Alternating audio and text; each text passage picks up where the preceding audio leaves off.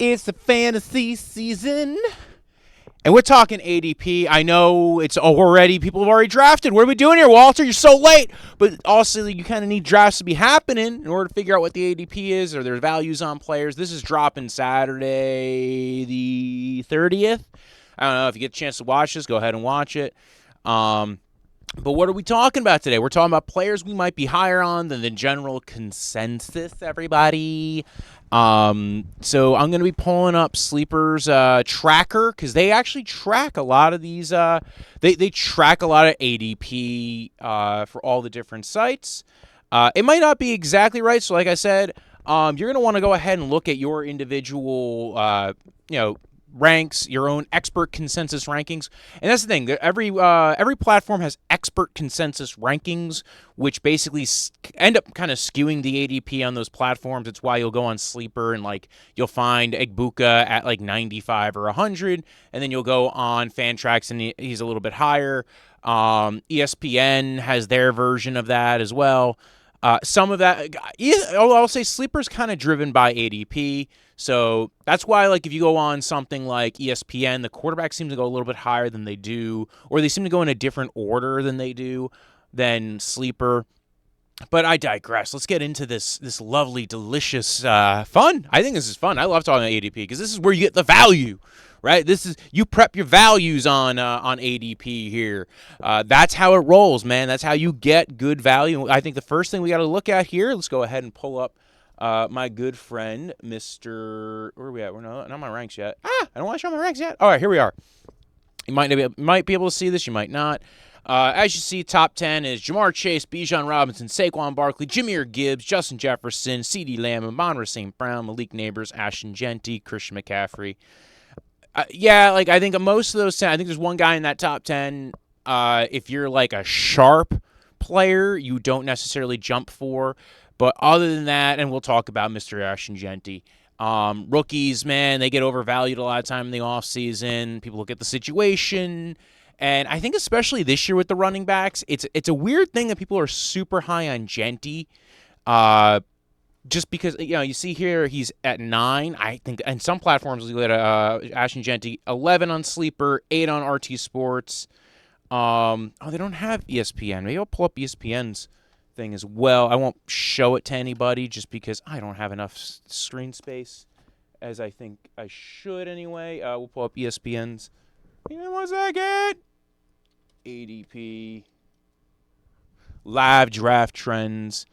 And that way I can kind of see if he's tracking the same way. Genty's at 11. 11, 12-ish on ESPN.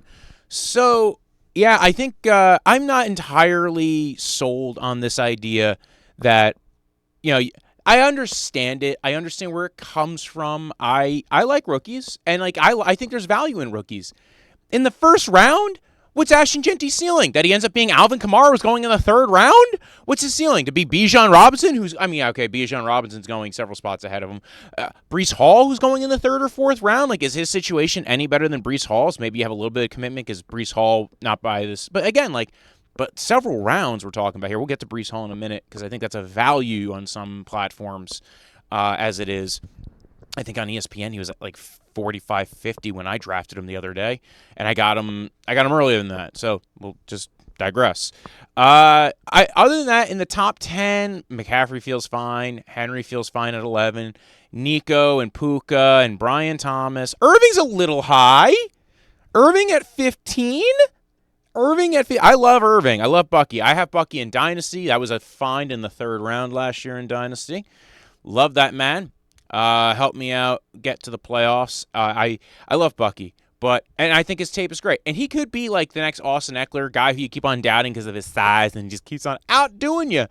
And especially if he gets that workload that people think he might get. But I'm not entirely sure he gets that workload. I'm not entirely sure. You have Sean Tucker. He's not going to die. It's a reference to a movie. Not that wasn't a wishful or non-wishful thinking thing. And there's also Rachaad White still there, plays running back. Not as good of a in between the tackles runner as Bucky, but they do use him as a pass catcher. So how they utilize those two guys, I'm very curious about. But even still, even workload's not everything. Efficiency's really good with Bucky. as a pass catcher, as an in between the blocks runner. But there's a lot going on there. They're not going to have worse for a few games. I think that you're going to have you might have a little bit of a learning curve with the new OC and Grizzard.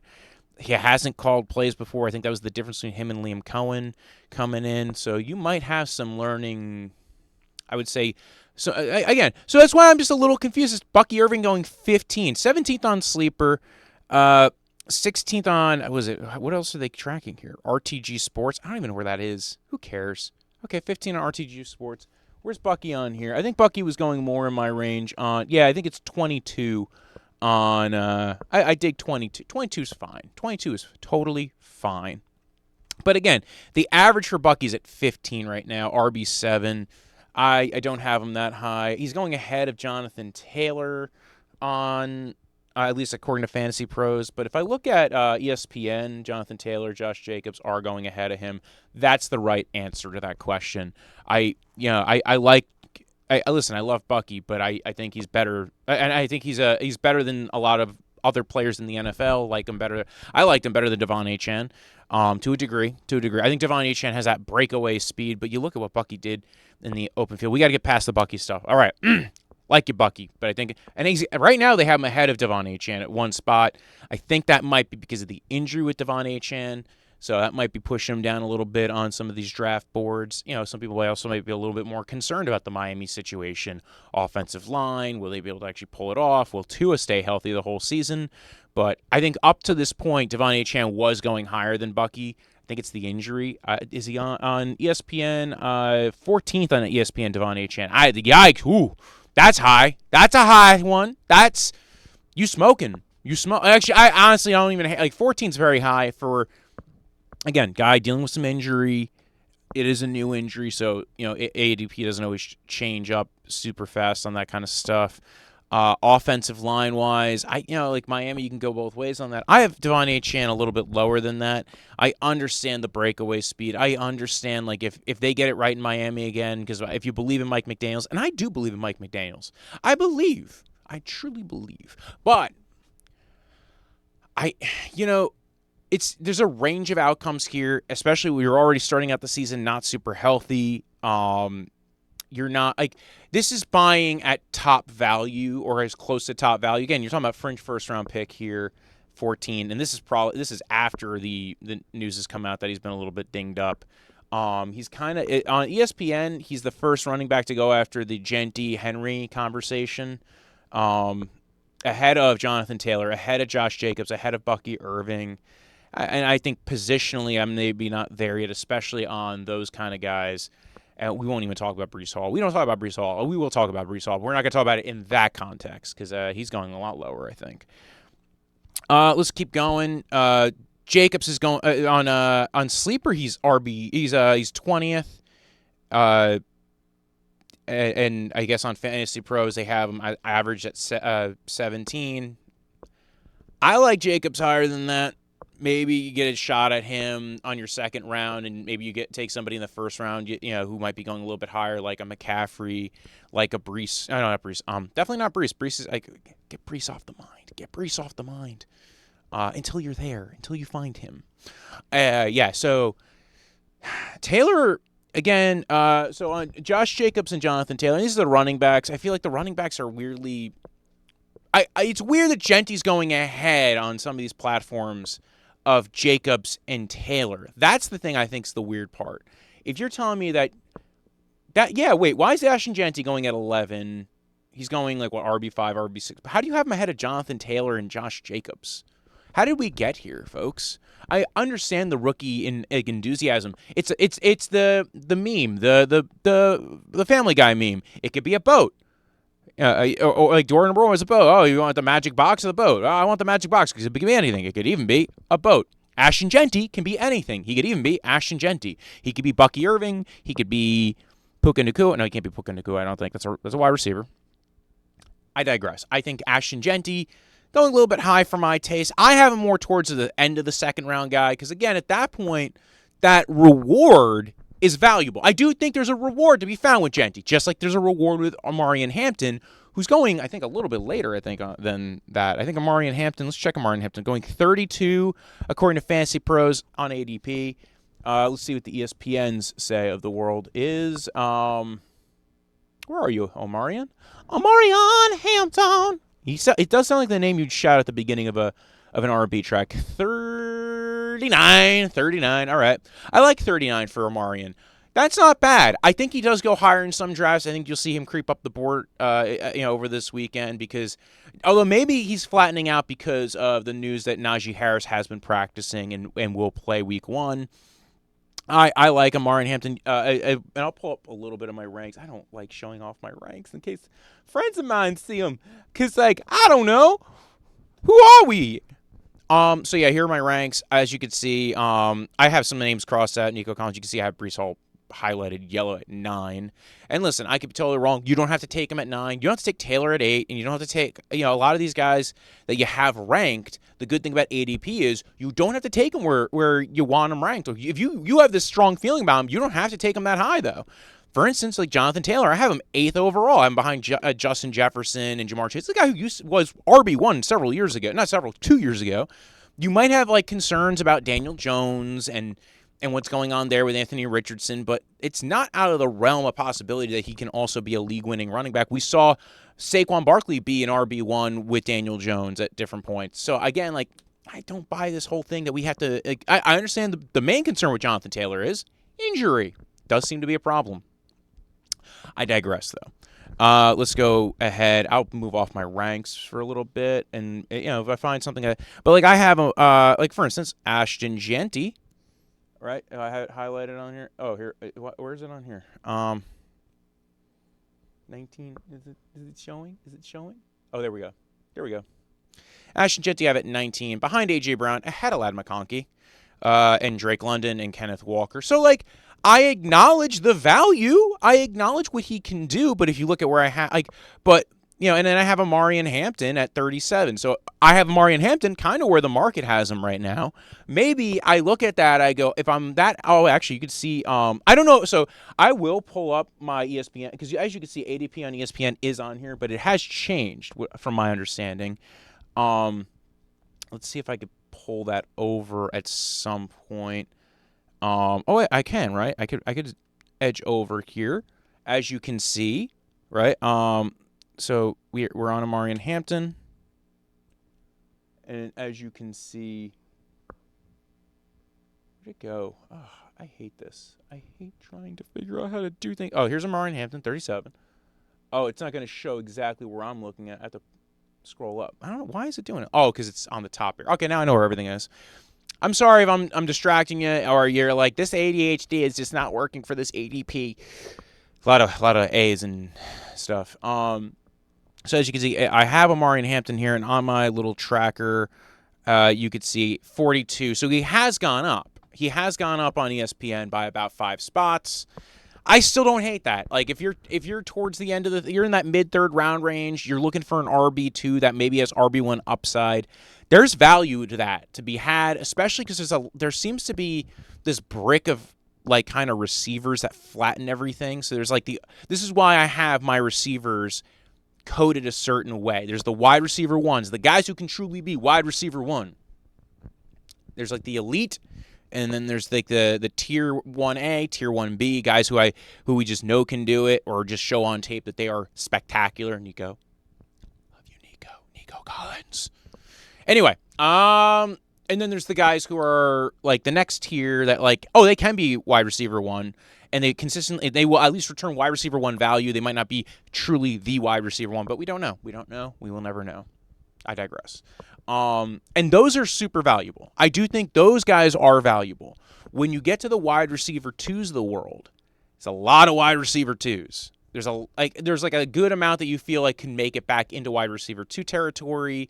And can sneak back up there. So that's why when I get to round 3, round 4, I do like leaning running back if I have certain running backs still on my board, and usually these are the rookies. Round 4, it depends on how many running backs you took earlier too. Positionally, how you're building your team, how comfortable you feel about your receiving core.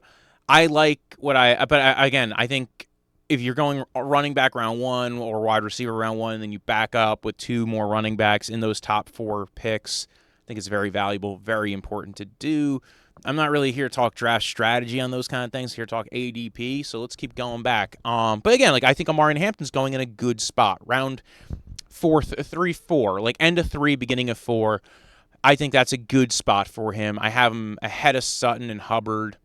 You know, I don't know if you can see my Waddle rank there. No, you can't, thank God. Whew. I'm high on Waddle. Here's the reason why I'm high on Waddle, right? He's shown wide receiver 1 numbers. And this is where, actually, I think this is where, actually, I think I should show you where I am on Waddle, because I have him 41. You don't have to take him 41, though. You could take him round 5, round 6 even sometimes. Possibly round 7 on some platforms. Let's pull up, let's go do that. With the let's go to ADP, and we'll pull that up. And you will see, where is Waddle on here? Waddle's going low. Where are you, Waddle? Here you are, 72 on average. On we'll transition, take some of our meds, and 72 on Fantasy Pros. Waddle's going. Oh man, he's not even on this first page, is he? For what did I have? Oh, he's 75 on ESPN the other day. His expert consensus ranking on ESPN was 64. Or at least like he's the 64th ranked player. He might be going lower now. And again, I think some of this is, yes, I understand that people get 64 as far as the rank goes.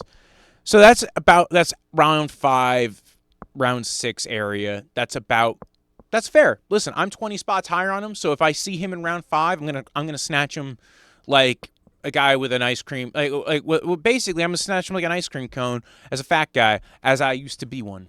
And you can see the old videos and pictures to prove it. But I digress. I listen. I like Waddle, and I think that there's a lot of value there. If you look at my ranks, you're gonna be like, wow, you have interesting colors and ranks and stuff. And like this is where the Kittle area is. Listen, if you want to take George Kittle ahead of Waddle, I totally get it. I 100% understand it. I probably should swap that a little bit. Sometimes you play around with that stuff.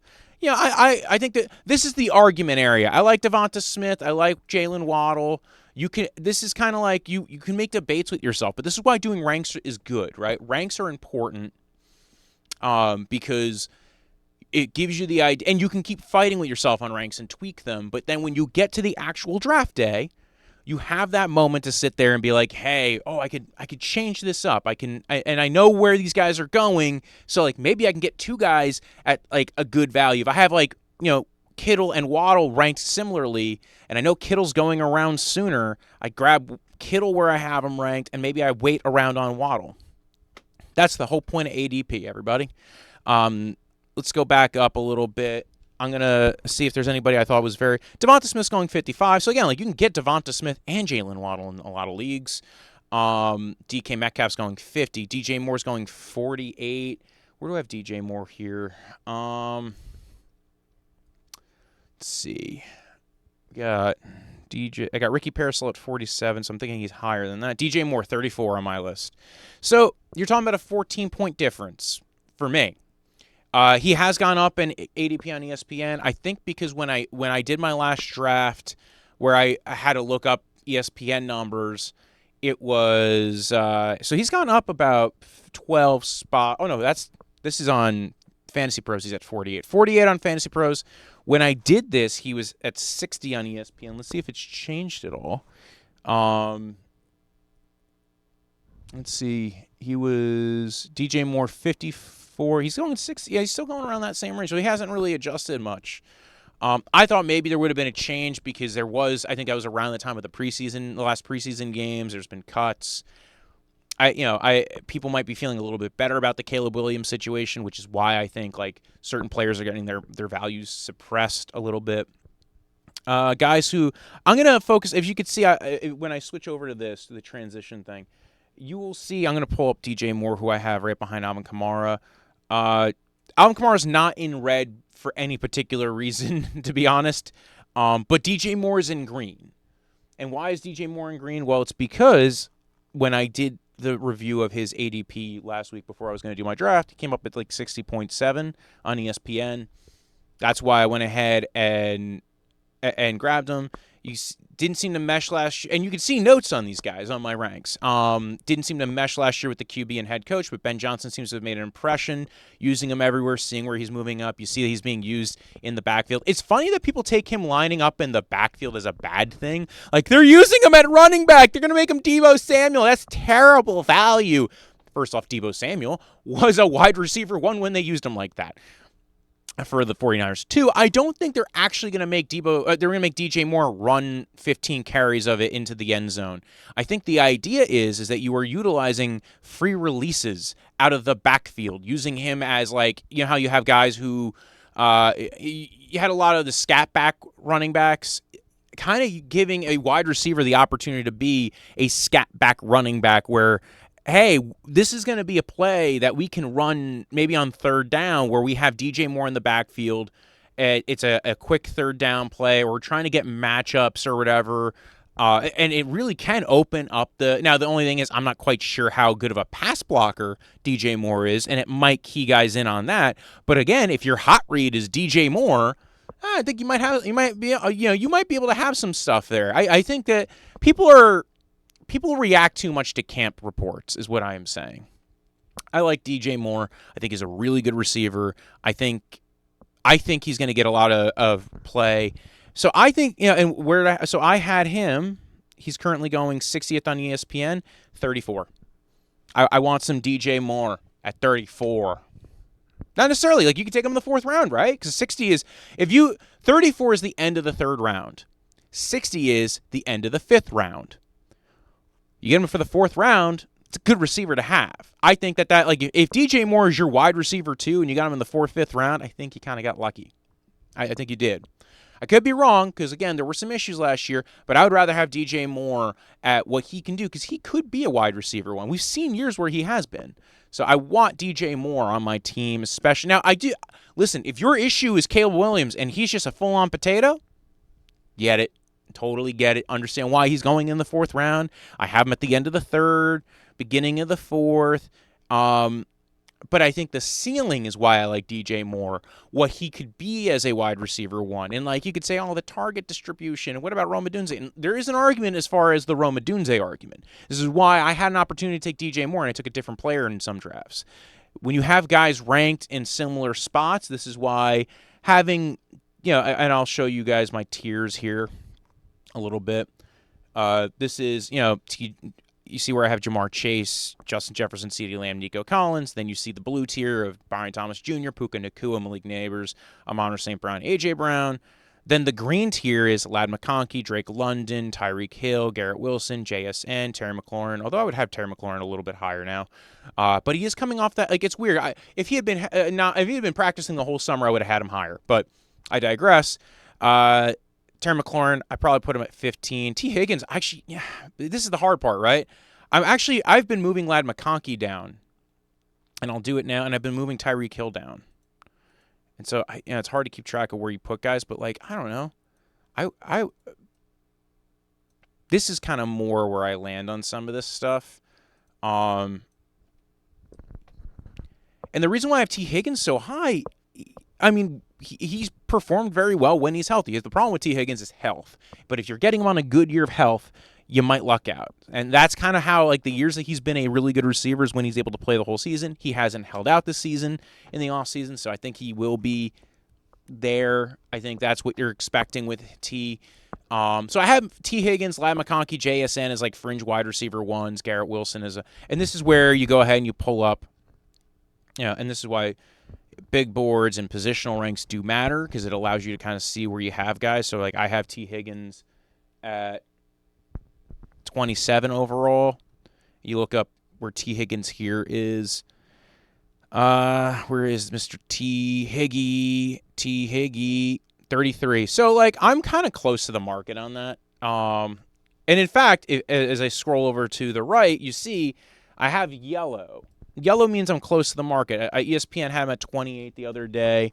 I think I ended up drafting him in that one ESPN league that I'm in, though. So it shows that maybe you start to get this squirmies. You get I want a receiver here, and I want a good one, and one that maybe has high value and I can return wide receiver one value.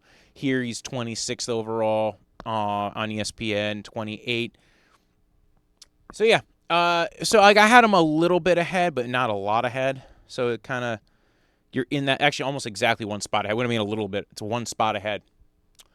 Let's see what else I like here. Alvin Kamara. I'm actually kind of in lock with Alvin Kamara on Fantasy Pros. If you want, if you remember from before, Fantasy Pros has him at 38. I have Kamara at 33. Don't think that that's too crazy. Devonta Smith, right? You see, his ADP on ESPN last week was 71. Where's Devonta Smith on here? I think it was 55, right? So 55 here. I have Devonta Smith 43, in that same range as Waddle, DJ Moore. I like those guys, and that's why I have them highlighted specifically for this kind of stuff. Like I said, this is a guy who, ESPN ADP is 71, the ECR is 62, so. And you're gonna want to do a lot of mock drafts because that'll give you an idea of where these guys really are on the expert consensus rankings, how much that shifts on your platform up to your draft. So get a couple of mock drafts in. I made that mistake the other day. I got very frazzled because I was like, oh my god, like it moved so quick, and guys aren't where I thought they were gonna be. Where are they? Where are you, Waddle? Come here, Waddle. Waddle. Mike Evans is a guy who I might be not high on. 45, 48. Where's he on here? 42. I'm at market, which is, if I'm at market with guys, sometimes with the receivers, because there's certain positions like quarterback, and we'll talk a little bit about quarterback, but I feel like quarterback, I think you're either in the designer quarterback market or you're not. And then there's the third group, which is people who are not learned folk who just take them according to the ECR ADP kind of line up on their platform. Their platform recommended it, right? So, for instance, who's the quarterback that's going QB6 right now is Pat Mahomes. I don't know if I would take him at the end of round 5, right? Like, that's QB6 round 5. Like, I guess so. Like, if because the ceiling for Pat Mahomes is that he goes back to being Pat Mahomes of a few years ago. And so let's pull up because I have you guys staring at my ranks. So. Yeah, the upside of Pat Mahomes is he ends up being Pat Mahomes from a few years ago. Laporta's going 59. I don't hate that for Laporta. I think I have him, 59 on here? Interesting. 52 on Sleeper, though. And then Laporta I think he was going 50. So it's not even like that high or that low. Yeah, so, man, Breece Hall going 56 on ESPN is insane. We got to talk about that in a minute because I would take him 3rd, 4th round every time. Laporta's going 49th, 50th. So I'm like a round behind on Laporta. That's not crazy. It's kind of close. That's why I have it light red here on my board, on my ESPN board. Pickens. Who's the big red ones, though? Baker Mayfield, 58 on ESPN. Where's Baker on here? Oh, yeah. Is he QB5? There's no way Baker Mayfield's QB5, right? Jalen Hurts is QB5. All right, so they must have moved him down. ESPN. That's ESPN anyway. Baker Mayfield, QB7. 71. All right. That I do hate it because Baker Mayfield feels like that. It feels like buying Matt Ryan at his hype, right? Like it's buying, like Baker Mayfield is in fantasy terms like the new Matt Ryan, Phillip Rivers. They will have good years. They will be QB5, QB6, QB4. Maybe they could be QB1 with the right offense and everything's going right. But there's also a lot of things that can go wrong, and when things come cratering down, you'll see the touchdowns go down. I'm not saying he's a bust by any means, especially at 72. That's not bad. I think 50. You're skipping depth there that you can get some real value on. And so it just feels like there's the designer quarterbacks, and there's like 4 or 5 of those.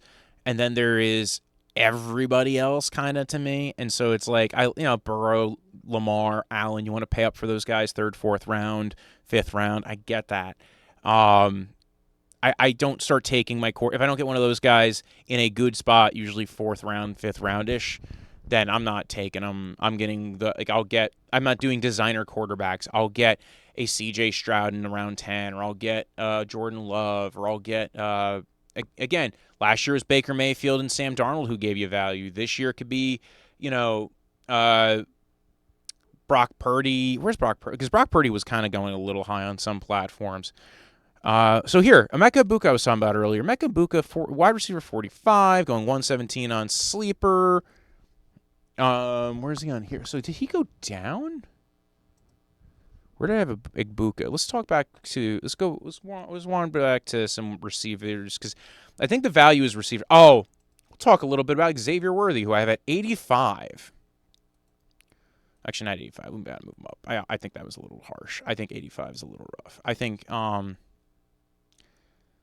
given what he can do, but I have him in that same range as like, let's say 72, 73, right? That there's this weird range of, in fact, this is a good range to show you. I do have to knock Rashee Rice down too anyway because of the missed games. So now Rashee Rice with 6 games being missed, probably in that same range of like, why are you always here, Deontay? Go away. I just don't want you guys to see my. So I think the good thing with I'm gonna have it for Rashee Rice in that like. All right, let's go ahead and pull it up for you guys to see where Rashee Rice is, because I'm sure this has changed. I have Rashee Rice at 88.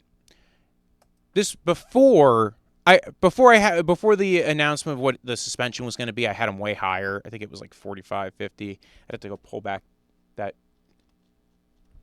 But is he on here is the thing. So where is he? Where's Rashee Rice on here?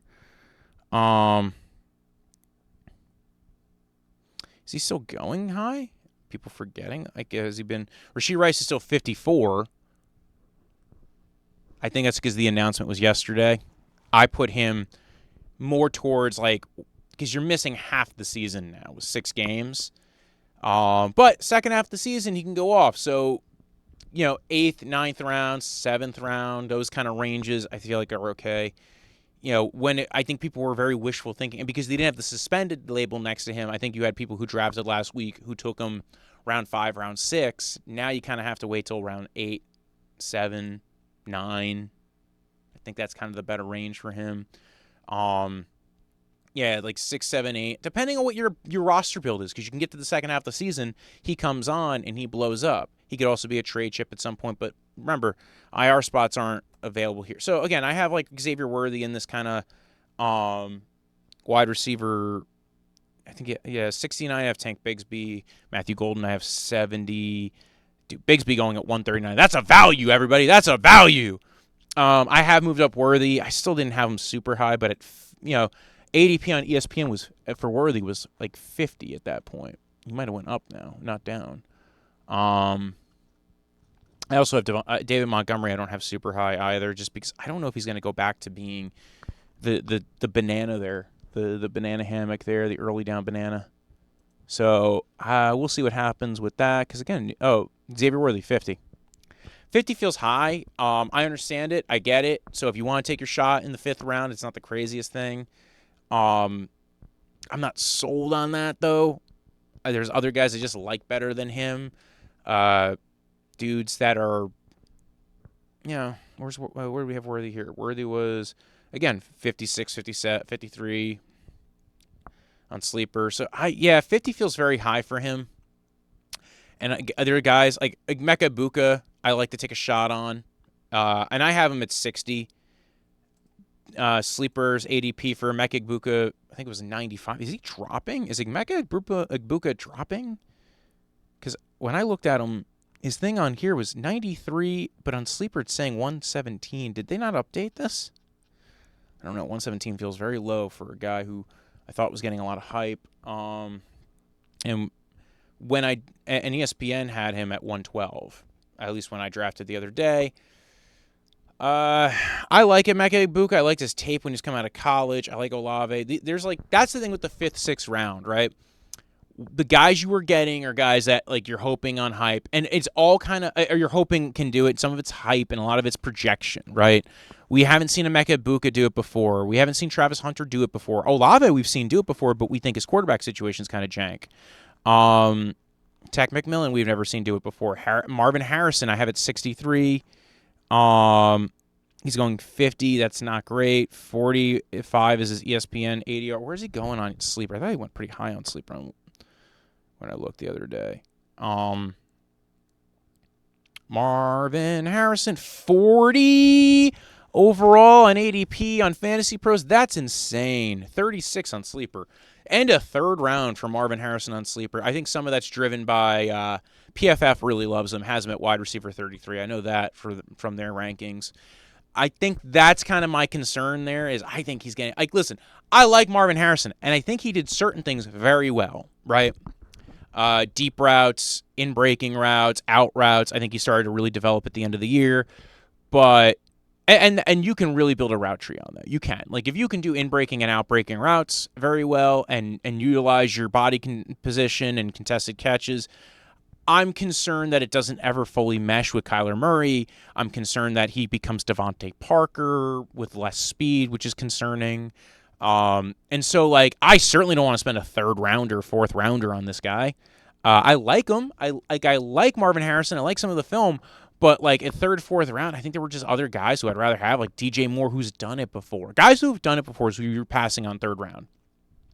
And I'd rather take the guys who've shown they can do it at least once or twice, because usually they can do it again. The guys who've never shown it in the NFL. Year two guys who have some tape, but there's some questions. It's like the same thing with, like, listen, I like Ricky Parasol. I love that Ricky Parasol for a lot of it is going a few rounds later, but I like his tape, and I think that there's a lot of so like here on Sleeper and on Fantasy Pros. So Sleeper has Fantasy Pros has Ricky Parasol at 80. I'll see if I'll be able to pull up where I had Ricky Parasol. Ricky, where are you, Ricky? Oh, he's 47. So Ricky is 47 on my board. So in that same range of guys of like round 5, round 6, wide receiver 2 territory, wide receiver 3 territory, you don't have to take him there, though.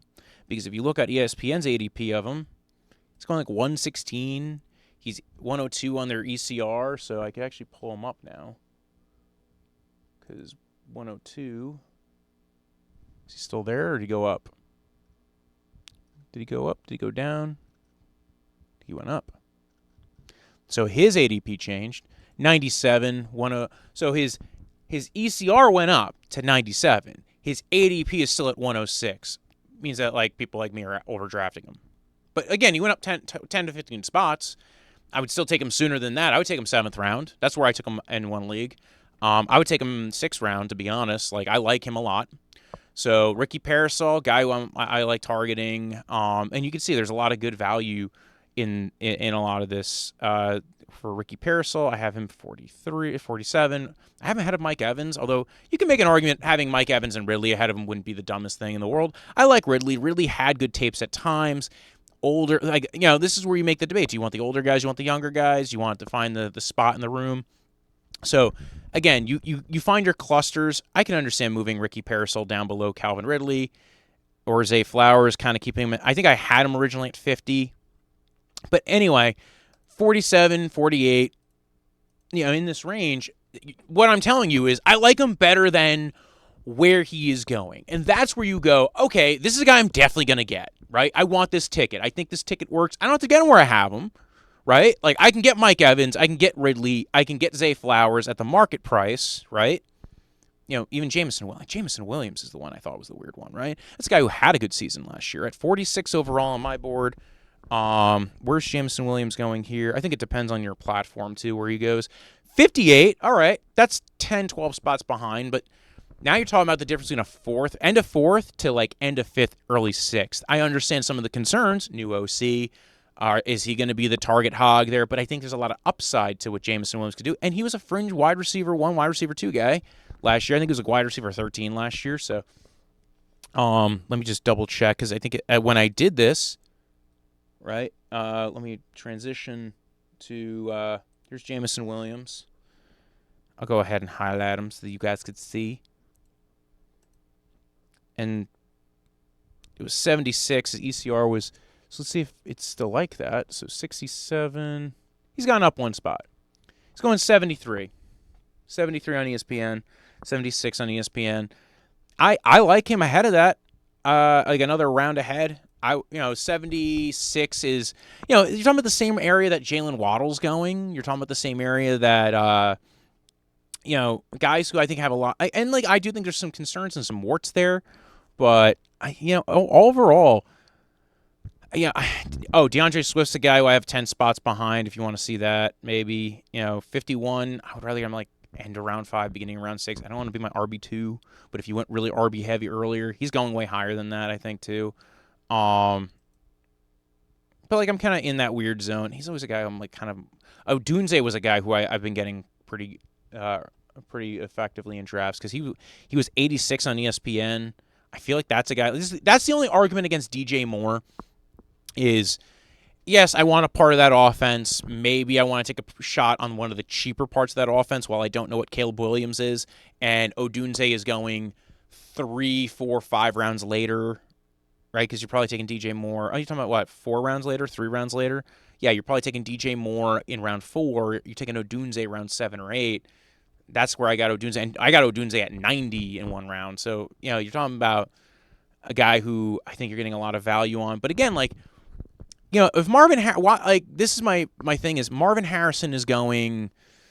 What, round 3? But you're saying Odunze should go round 7, 8? I think that's kind of weird that the market is saying that. What are some last minute things that I could probably bring up? Tight ends, the tight ends seem to always go a lot higher than I always feel like.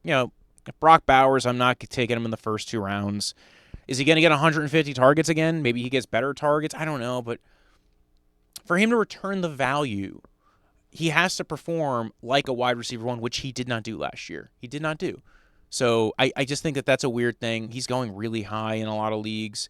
Where's he going here right now? Brock Bowers, 18 overall, round 2. It's not the worst thing. You can kind of build out your team and kind of get value. But, again, guys who I'd rather have over Brock Bowers, I'd rather have Jonathan Taylor, who – is he going ahead of Jonathan Taylor?